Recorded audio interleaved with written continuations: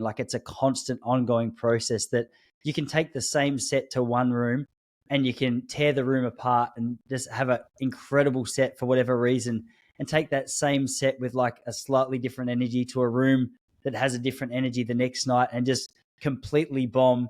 And like, just the mystery of what's actually happening there is enough to keep you coming back. But yeah, I often get torn between that and like my love of the creative process, and like, okay, well, if you want to sell tickets to a comedy show, you got to have people know who you are. And so I can see how, if you're not careful, you stumble into a world of just becoming obsessed with following and fame and whatever else, the stuff that really is just exhausting. And like, I struggle to find a lot of joy when I get caught in that mindset. But when I think about just that pure nature of what you just described, that's where comedy really comes alive for me.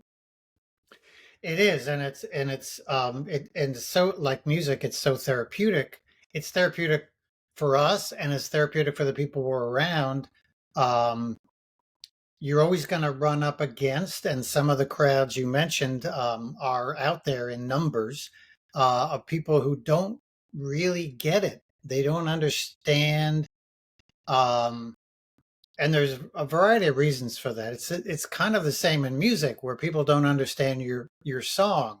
Some of them, I mean, half the people can't hear lyrics in music, and it's not because the music isn't mixed well. Most of it is, and when you're performing, you spend a lot of time setting up so that people can hear what you're singing. Um, but many people are so concrete in their thinking, and they take every word as a word, and they don't relate it to the other words, and they don't see the humor.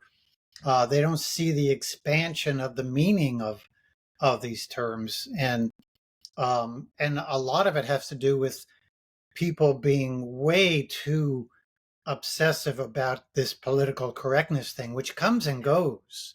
I mean, if you know the history of comedy, you have to go back. Well, you go back to Aristotle, really, but you go back to Lenny Bruce, um, who really opened the door for George Carlin and Joan Rivers, and then eventually Robin Williams, and all these people, these great comics that are out there. Um, uh, in the U.S., some of that, George Carlin had this thing of the 7 dirty words. I don't remember what he called it, but that you couldn't say in public, and he'd make sure he would say them all. Yeah. That he didn't go to the Supreme Court, but that those lines that he did for years would eventually go to the Supreme Court, and they said, "Look, of course you can say those things." Um, and so now today, people are not. Clubs are not saying you can't do this, you can't say that, you can't be, you can't be political. You can't. It's not the clubs, it's not the media, it's the audience. There are people who have been attacked by members of the audience because they were so offended by something a comedian said.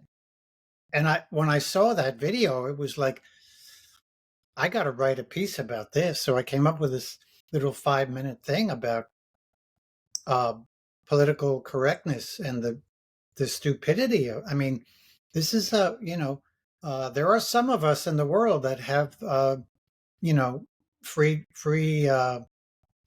speech stuff. We want and if you can't handle that, why would you go to a comedy club?